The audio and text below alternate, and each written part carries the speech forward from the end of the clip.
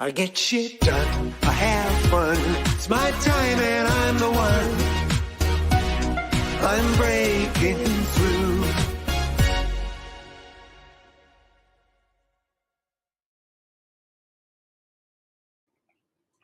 Leading change successfully. Is that a statement or is that a question? We'll find out with my guest that's going to help us discover that. It's this area of a specialty. So leading change successfully.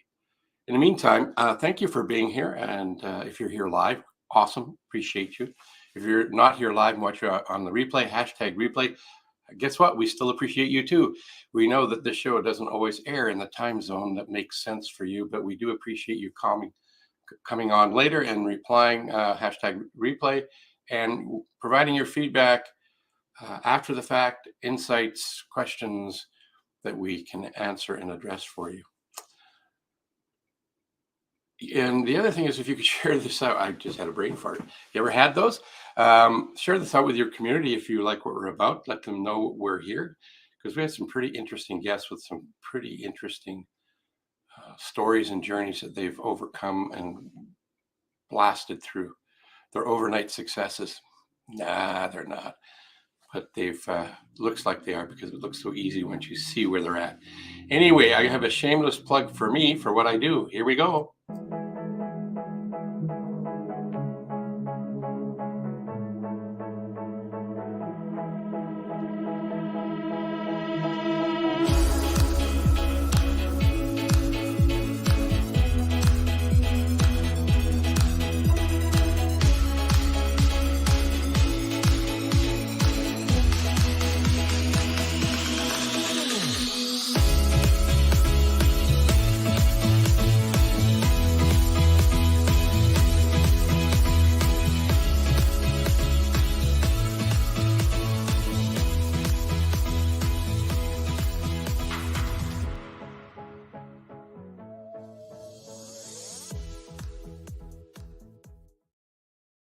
It's true. We have a business growth score assessment that you're able to do, and there's no credit card required. You can do it for free. Just go to coachphil.ca. The top right-hand side of the screen, you'll see a button. Click on that, and it'll give you access to the business growth score. If you wanted to noodle into it and do a bit of a deeper dive, let's set up a 20 to 30 minute complimentary review session and find out how we might be able to help you, give you an idea, point you to a book or some other tactic or strategy. Again, there's no cost, no hooks, no tricks. Just want to share some info. And if I'm not a guy who can answer the question or concern, I am connected to a number of awesome business coaches and executive coaches around the globe. So that's our gift to you for watching our show. Appreciate you. In the meantime, we have somebody who's in the green room. I don't know what he's imagined to enjoy, but whatever he's imagined, it's in there because it's a virtual green room. And even if you ate a lot of stuff, there's no calories. So my guest is on a mission to help leaders build resilient and successful organizations that adapt to ever-changing business environment. He is the CEO of the veteran-owned management consultancy, the 110 Group. He has over 20 years experience in organizational change, management, consulting to healthcare, higher ed, nonprofits, public safety, private businesses across the U.S. He guides his clients to intentionally manage change using a formal, deliberate, and a comprehensive approach, helping them emerge stronger and better able to respond in an ever-changing environment. He's kind of like the how guy to solve the problem you have. So I'm looking forward to exploring a few minutes with him and see what we can share with the world. So he lives in Clifton Park, New York, with his wife and twin daughters. He has a bachelor's degree in biology and chemistry from Rhode Island College and a master of business admin from the University of Albany. Who is this guy? Well, his name is Tim Williams, and we need to bring him up because he's the man with all the knowledge. I just asked the questions. Hey, welcome, Tim, and thank you for making time to be on the show today. Hey, Coach Phil. Great seeing you. It's great to be seen, by the way. I'm going to start off with a question. I think I'm not going to put you on the spot, but What's something that you're kind of stoked that you've done, had, or created, or maybe somebody just gave you a damn good testimonial? Like I call them whiffles, and it's not plural, but it's what I feel like sharing. That's what the S is. Uh, that's a really good question. Recently, a person that I know from networking connected me with a member of her network, a CEO of a manufacturing company, and said that if based upon what she was hearing, she goes, "This is the guy that can help you." So I am very grateful for people who think of me in that way. That's awesome. A word of mouth marketing is the best. It's getting them to tell others about us. So you've done that, obviously. So congratulations. That's good. Great way to start the show. So Yes. how did we meet again? It's been like months ago. We set this up. Yes, it was before my shoulder surgery That's back right. last month. Yeah, it was a common friend, Michael Roach, here in the capital region of New York, introduced us. So again, the reason I brought that up, it ties in with what you said. So networking and referrals. So yeah, I get referrals too because I get referred to you. If it wasn't for other people who've known me, who have met me, I wouldn't have met you because there wouldn't have been the connections. There's a guy by the name of Stephen Jobs. People have heard of him, I think. And one of his quotes is, "You can't connect the dots looking forward. You can only connect them from where you've come from." Mm. So there we go. Um, your business is kind of interesting in the sense that you help organizations make change happen and help them navigate through uncertainties and other things. How did you get into that? Excellent question. So it was one of the things that evolved over time.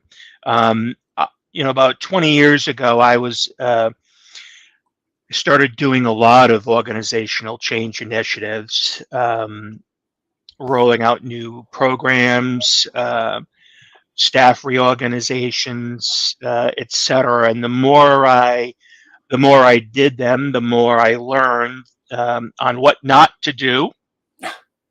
And when the opportunity availed itself to, the universe came to me and said, what do you want to do next? Uh, I'm like, I like change. I like managing change. I like leading change. I like helping others accept change. So that's how, in a weird sort of way, I came to this. What you know what?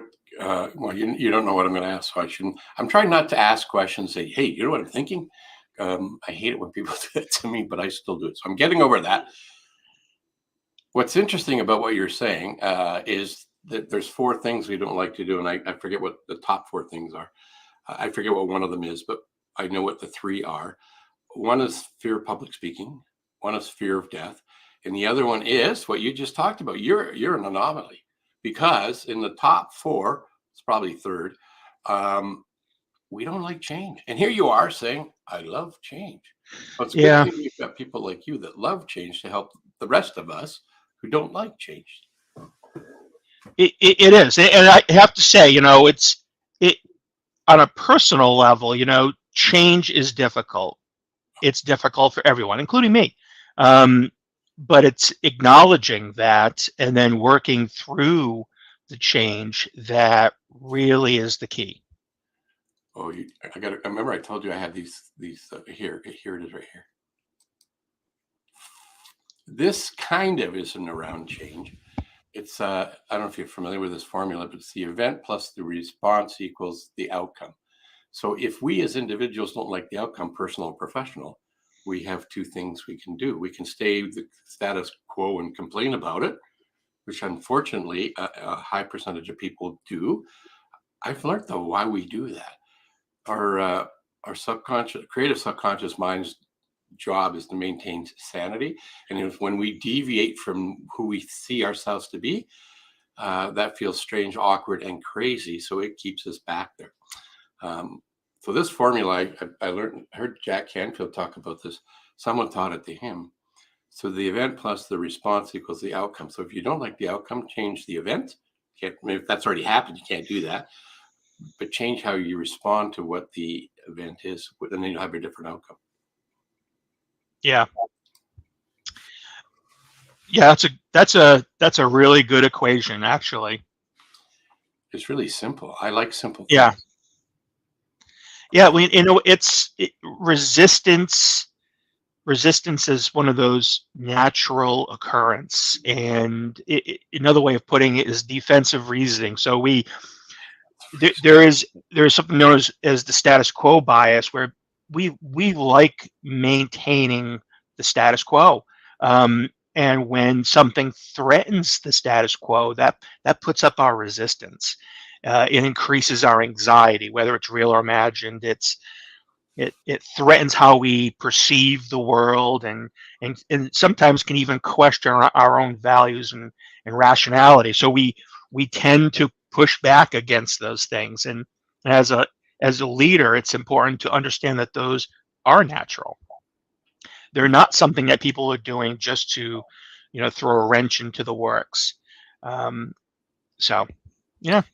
I want to go back to something you said there, whether it's real or imagined. What's the percentage of what's real and what's imagined?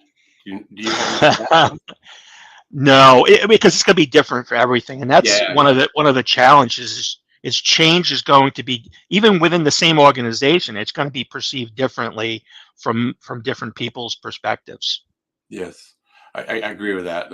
I don't have a quote or phrase here, but one of the things I was taught by one of my mentors along the way is we act in accordance not as the truth is, but how we perceive it to be.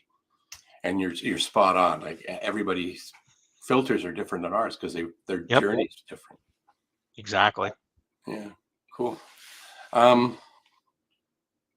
There's another thought was going through my head, but it's disappeared.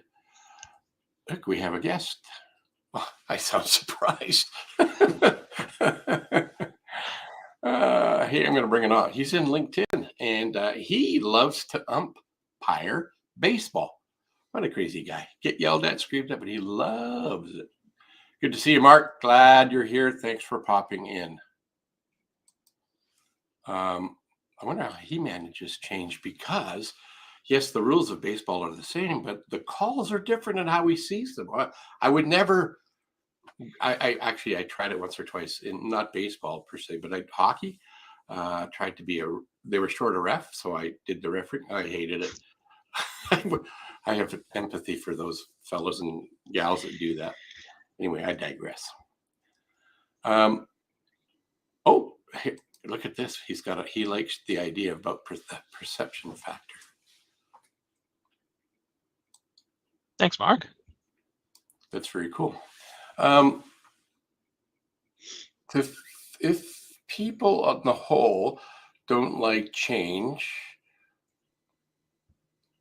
do you have a hack, a tip? I don't know what label you want to give it, that would help us and our audience manage the change or cope with change?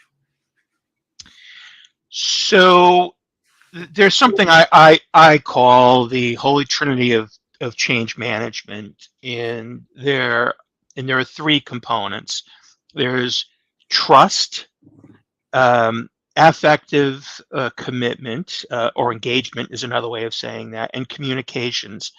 And what's interesting is when you look at trust and affective commitment, those both things are positively related and mutually reinforcing. So you have high trust when you have high engagement. Likewise, when you have low trust, you most likely have low engagement. And the commonality on how you can impact both of those is your communications. And as a leader, people tend not to communicate enough. They tend not to communicate a vision clearly based upon their team, their organization. And it leaves a lot of people having to interpret, make up, imagine things that perhaps are not there, or not intended, um, but it's our innate ability to think, oh, I've already said this, so many times. I don't want to have to keep saying it, but it's important to continue to repeat these things at every given opportunity. Yeah, that's really powerful. Everything and everybody, and I've studied, listened to, or watched. I was just in Cincinnati 3 weeks ago now. I think it was roughly 3 weeks ago. We were at our local, not our local, but our international uh, conference, and one of the speakers there talked about trust and the 8 pillars of trust. And the very first thing he talked about was clarity. And Yep. you can't have clarity if nobody knows what the vision is. And what you got me thinking about is the other thing that's been a great resource for me and my clients, and not just me. It's a powerful tool, and that's the communication behavioral sciences that are identified utilizing tools like DISC. And you've got the 4 flavors of communication style, not Yep. personality. I think people get that muddled up. Yep. It's not a personality assessment, because you could have somebody who's an introvert, but yet when they wear clothes, they wear bright yellow and purple, and they look good in it, right? But they're Yep. very quiet, they're very methodical, they're very analytical, but they like to bright colors. So personality and behavior are 2 different things. And what I Yep. heard you were saying there is, if you get somebody who is leading the charges and has a vision and says it once and goes really fast, the people that are following do the best they can based on the data that they have, and they show up and it's not what the person who is leading expected. And then he or she gets rattled, frustrated, PO'd, and wonders why there's a disconnect. Well, they weren't Yep. communicating, just like you were talking about, right? And he Yeah. wasn't communicating to them in their style, and they were. I don't like to say the word victim, but they're kind of a victim of his or her inability to communicate what the vision is with clarity. I love what you're talking about. Yeah, absolutely. And by the way, since you brought up that conference, I did notice that you won several awards. Yeah, I Uh, did okay. Okay. Congratulations. Well, thank you. Sales Excellence Award, a Master Business Coach, and a Coach Mentor of the Year. Well done. Oh my gosh, thank you. Thank you. Um, I appreciate that. Yes, I was. I was the recipient of those, and I was an overnight success. I've been at this with that company for 14 years. Right. Yeah. Anyway, it was good. It was. One of the things I really liked about there's that starting the question with the. So one of the things I really liked about the conference, there was a surprise to go what you just talked about. What I really liked about it was the camaraderie of the peers and listening to their feedback Yep. and things they shared about me that were sometimes reaffirming and sometimes, wow, that's how people see me. That's amazing. So that was what, and then, the mastermind principle, when you hang out with other like-minded people, that's like a MasterCard moment. Priceless. Yep. Right? Yeah. Exactly. Hey, I'm going to throw what Mark's got in here because it's in around the trust. Trust and effective communications to sharing the vision. Spot on for leaders to share more. He's in agreement. I am too. Excellent. Without trust, you got nothing. I use an upside down triangle. Some people call it a funnel. I don't really see it as a funnel because it's not really marketing. It isn't the sales process, but it's divided into 4 sections. So it's 40, 30, 20, 10. And the first 40 is building rapport and trust, or trust and rapport. 40% of the time is invested there. If we don't do Yep. that, then all of the other stuff is going to be hard to do. And the next part, Y- to ask questions to find out where people are, where they would like to go, to see if you actually even have a viable solution for them, or maybe somebody you could use your network to introduce them to. So, like you just did, shared at the beginning of the show, that you were introduced to a company CEO, and that came out of you built trust and rapport. And then the next two are you present the solution, and then you get the commitment. But the commitment or the close is only 10% of the whole process. Right. If you've done the other things at the top of this upside down triangle, which is what you're talking about as well. Yeah. One of the challenges you get in when implementing any type of change initiative is low. Success is pretty low. Um, So building that trust, not only before, but throughout the whole change process is critical. I want to step you back because technology muted you. Just before you said the word low, there was something and it went crazy tech-wise. What was it? The Oh, process? if trust is low going into a change initiative. Ah, thank you. Yeah, technology just muted you. So that didn't come out. So appreciate that. Yeah, totally. Trust is everything. There's a Yep. number of good books on it. Stephen Covey's son, Stephen, I forget his middle initial, he wrote a book called The Speed of Trust. And if you look at going back to DISC, there's one, I think most of us are, no matter what the flavor of style you are in the DISC world, trust is important. The S's, though, it's really, really important. And if they're slow to give you trust, and if you mess up and don't honor if your integrity goes crazy or you're out of sync with you're incongruent with what you tell them you're going to do, the trust disappears and they won't even tell you. You just, I guess in today's world, you'll be ghosted. Yep. Or I've also heard is that when that style, the people they're really a people person, but logical data is important kind of as well. They will, I don't know if they actually make a list, but in their memory, they create a list. And they'll have a list of broken trust with different people, and they'll build up this energy, negative, and then you'll show up, not you, particularly, maybe it's me. I show up and dump one more thing on them to break the trust or do something that annoys them, and they just explode because of all of Yeah, the broken trust along the way. Trust is so important, isn't it? it is very much so. You just in having this conversation around trust, you drive a car, I drive a car, right, or a vehicle. There's a lot of trust on the road because there's just a white line or a yellow line. We trust that the people coming at us are going to stay on that side of their side of the line, right? Yeah. Yeah, the constraints of any system is important, right? In order to manage that trust, Mm-hmm. and when you throw change into the mix, because change is complex, it's not easily controllable. There's a lot of uncertainty when you throw change in. Imagine throwing that into traffic laws, right?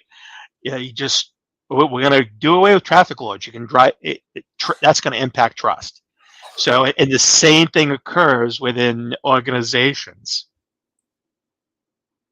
Do you have an example without naming the client where we don't have an hour, but that you could share to shed some light on how you worked with them to help them manage through some change? Would you have something like that? Sure. There was in a previous role, I was tasked to reorganize a group of national volunteers, and going into it, my executive vice president at the time was he had gone through a very similar process, and said, it might take up to a couple of years to really get uh, this group to consensus before you make a decision, before we can even implement. And having done a lot of organizational change up to that point, I knew I had enough strategies in my toolbox that allowed me to help that group move to a future point very quickly by getting the stakeholders involved, and not just any stakeholders, but individuals who are questioning the status quo, people with uh, with righteous concerns and questions, and who are willing to roll up their sleeves, planning ahead of time, making sure that we looked at all of those challenges and front loaded them, brought people together and front loaded them, not push those those questions, those concerns aside, but address them up front. Because one of the challenges many organizations, many leaders, are challenged with is they don't confront the fear of change. Uh, they they try to pack it down and let's not think about those things. But by putting them out into the world, putting them out into the light, allows people to have some catharsis and realize that these are not something that they themselves are just experiencing. It's a shared experience perhaps, or there are other people who feel the same way. So but in doing so, we were able to get through this process in a day and a half meeting, and that group was spectacular.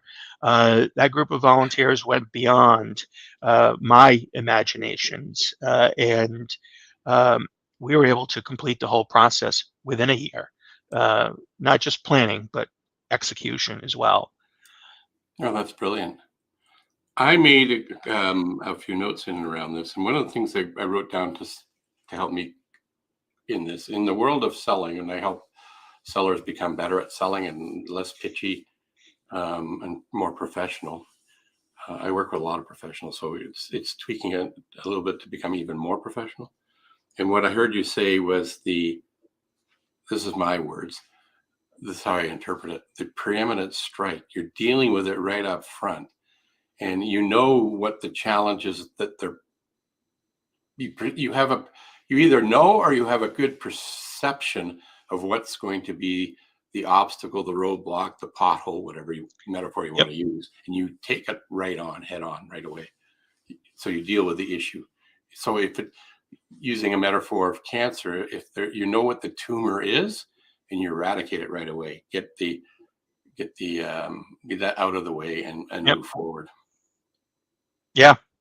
That's major, right? That's a nugget to everybody should listen to, and or not should, but it's a good nugget to think about, because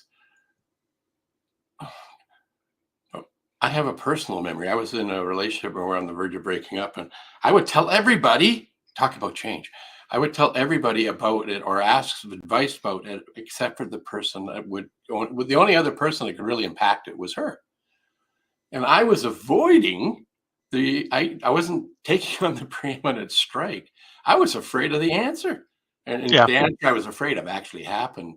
But once I got through that, the change that came beyond that, it was the right thing to do for both of us. But I tell you, my insecurities, my lack of confidence, my fear of all that stuff, and probably some other things, stop me from dealing with it head on. So I like how you're telling us to deal with the elephant in the room, so to speak. Yeah. Well, and besides the fear of change, right? It's also managing the myths and realities too. So Yeah. it's because sometimes we build this situation up, and perhaps this is, something that you were feeling at the time. We build this thing up in our minds to be, it ends up being much bigger than reality. So being able to address both the myths and realities is also an important factor. It is. And whether I have somebody out in like my example, that example, I have another example, like the stories we tell ourselves. And I have it on a whiteboard up there to remind me, oh, the stories we tell ourselves. Because the stories we tell ourselves are often more vivid than the real reality of doing the task. And if we just sat down and did the task, we get the task done. I had a guest on that helped me understand that. He wrote a book called 17, and he got it from a visit to a publishing company in New York. And when they ushered him into the CEO's foyer, the executive's assistant did that. And she said, you'll have 17 minutes. And he went, oh, that's interesting. So he had 17 minutes with the CEO, did what he needed to do. But what I grasped out of that was that you can have a list of 17 things. You can look at 17 things you'd like to do. That's all kind of cool. But the magic nugget that helped me over the last couple of years that I implementing is chunking things down and taking a 17-minute, you can say, Alexa, 17-minute timer. So if you're stuck and you're telling that story, give yourself 17 minutes. And the example he used when he introduced this to all of us was, if you want to write something and your story you're telling, oh, it's hard, I don't know anything about this, where do I go, I'm all a muddle, all that stuff, just shut up, set the timer, sit down and start writing. And he's English, so he said, you can't write shite for 17 minutes. Some of it, and he's absolutely right. What I found is that the 17 minutes, I get more done in that 17 minutes than I do exasperating the story I made up in my head. So thank you for that. Yeah. That's brilliant. Good reminder. Good reminder. I want to share some insights about you. So hang on while I go find you. I'm going to go to your LinkedIn page first. So let me go get that information so people can, if they're inspired by our conversation, or if they just want to talk to you, ask you some questions or challenge anything you've said, how do they get hold of you? Well, ladies and gentlemen, that's coming here fast or soon. As soon as I get to where I need to go, right there. This is the URL. That's your LinkedIn. This is what it would look like to make sure that you're seeing what you're supposed to be seeing. There it is right there. So you can go to linkedin.com and then just follow the /Tim E. Williams, and you can reach out there and connect with him that way. You can also do some sleuthing and stalking and read his LinkedIn profile to find out more about him. And there's another place, which is over here. I'll tell you offline what I have an issue with my mouse and Windows. Let's get the right one up here though. Or you can just go here, that110group.com. And in here, there's the home about solutions, resources, has a blog, and you can start here. Let's click on start here. What does that tell us? Oh, look at that. You could schedule a call, conversation with him, send him a message. So easy to get hold of you, right? You've made it so simple. Thank you. Oh, look at it. Here's the blog. This is what you'll see if you go to his blog. 6 tips to lead through great disruption. 3 tips to maximize the impact of your, if you want to know what the past after yours is, you'll need to go to the website to go find it. It's called teasing, right? Thank you for sharing those. Where's the least I can do for you giving us the time today. Appreciate that. If I was to ask you a question, wisdom, what's one thing that you would share with us that if we implemented it would have an impact in our world? That's rather broad. I would frame, I think many times leaders perceive, the role of leadership as that process of bringing followers to goal. We have, in today's business climate, we have the pace of change just continues to accelerate. Mm-hmm. And I would reframe how we perceive leadership as leadership is producing change. And the preeminent scholar and giant and Harvard professor John Kotter basically said, that is essentially the primary function of a leader is to produce change. And many times we, as leaders, perceive change as an event or an initiative, and it's not. It's really producing change and helping our teams achieve that desired future state. So I think we all, as leaders, need to get much better at leading change, because the disruptions between the pandemic, we fortunately the disruptions we like the pandemic, we don't see those industry-wide disruptions all that frequently. We have to go back to like the 1990s